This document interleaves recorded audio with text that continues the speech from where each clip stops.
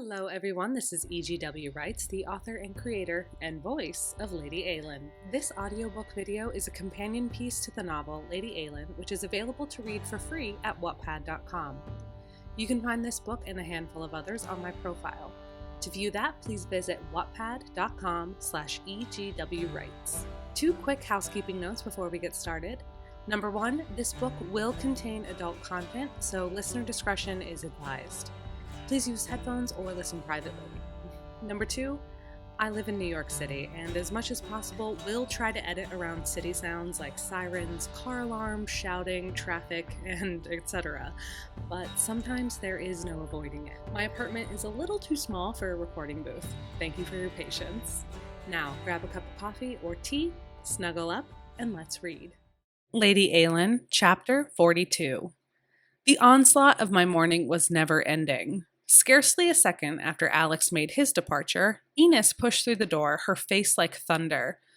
A chambermaid trailed after her, helplessly trying to announce the woman's presence. With a sigh of exasperated failure as Enos overtook her, she slapped her hands against her thighs and slumped off to clear the breakfast dishes. Enos wore a pale blue gown. It shimmered like frost in the morning light. Momentarily weak and prone to feelings of insufficiency, I was jealous of her finery, her self-possession, the truth that in appearance and behavior she was the lady I would never, ever be. "Sit," I said, my tongue sticking to the roof of my mouth. I slid into an armchair by the fire and let my head roll back into the cushion. Enos followed suit, perching on the edge of the chair, posture perfect. She studied the room, her nose crinkling at the side of the yet unmade bed, the sheets mussed on both sides. It was clear I had not slept alone, and here she was, another witness to my impropriety. I cared less and less. Let her judge. Enos opened her mouth to speak, but then glanced at the maid. She shot me a pleading look. I dismissed the maid, asking for her to return in a quarter hour. Thus alone, I steeled myself against whatever Enos had to say. "Are you all right?" she asked with surprising gentleness. I blinked, squinting at her. I had never known Enos to inquire after my well-being. "Fine enough," I groused. "Can I help you?" Enos eyed the bed one last time and then shook her head, clearing whatever thoughts raced there. "My father is sending a troop to come collect me," she said matter of fact, cocking her head as if it amused her. Her fresh ringlets bounced against her cheek. "I thought I would give you an advance warning that there might be some brute showing up and demanding to take me home." I frowned at her. Will he stop at nothing? "Ha!" Enos barked, blowing through her veneer of ladylike grace. A madness glimmered behind her eyes. "No, I dare say he will not." "Maybe their boat will capsize and they will drown on their way here," I suggested. Enos smiled at that. "Yes, maybe so." A grimace was my reply. The conversation, her presence, grated on my frayed nerves.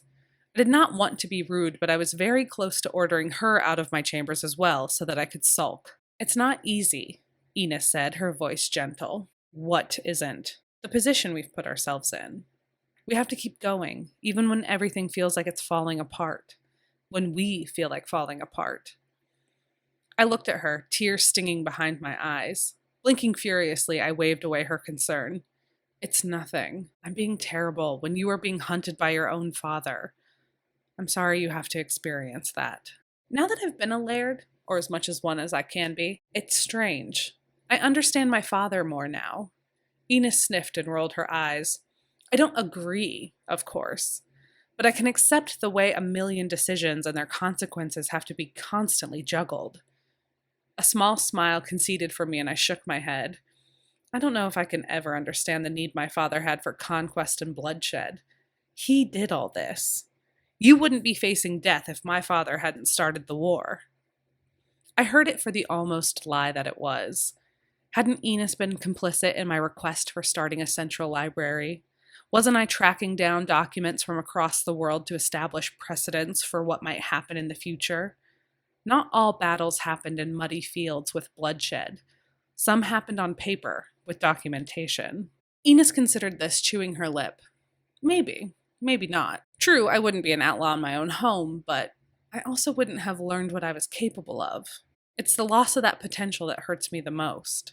I know I'm smart and strong and able, but no one wants to allow that. The problem lies in reshaping these men's intellects. I fear that might be a losing battle, I grumbled.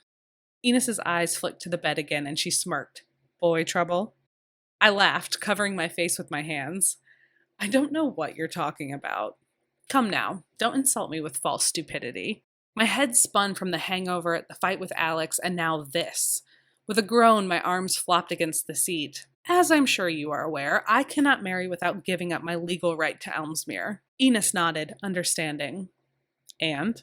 Alex is convinced that I need to maintain a mirage of my reputation regardless, just in case. He's angry that I allowed the servants in the room this morning before he managed to sneak away. But you two have been years, I emphasized, shaking my head. Idiot. Enos crossed her arms. I snorted a laugh, not sure when this friendship and trust had blossomed, but enjoying it all the same.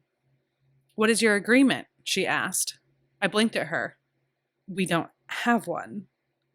Enos huffed. Maybe that's the problem. I've only been here for a while, but I know there isn't a single woman alive who can compete with you for his affection. The only woman Lord Leslie would consider for a wife is you. Given our conversation 10 minutes ago, I met her assertion with skepticism. Enos, defiant, stared at me, looking like a cat that had cornered a mouse. She was ready to make the kill. Every inch of me dared me to contradict her claim, but I couldn't. I knew it as well as I knew my own soul. It's impossible, I said, hating how weak I sounded.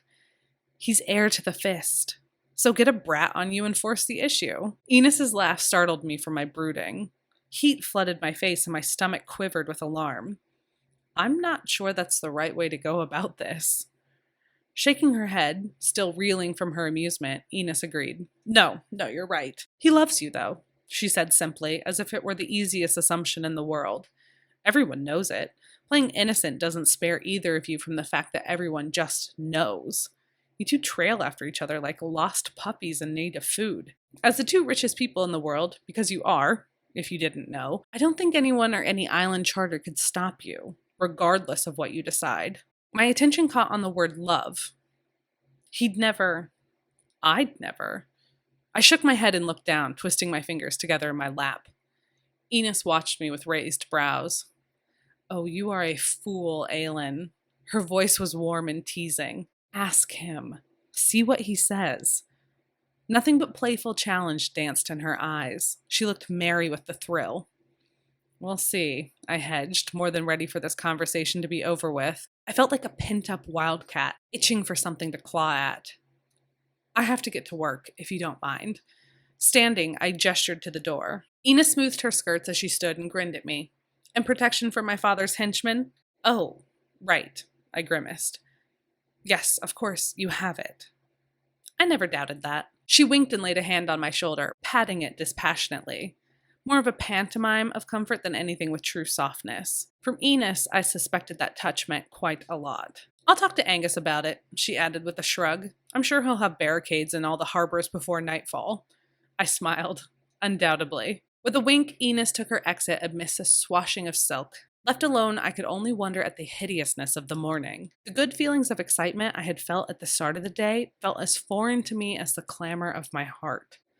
Thank you so much for listening today. I hope you enjoyed the story. Subscribe to this channel and click the notification bell to be alerted when new chapters are updated. You can also follow me on Wattpad or Twitter at EGWwrites, where I will also share updates. As always, thank you for being a part of Eilean's journey. We are very glad that you're here. Until next time.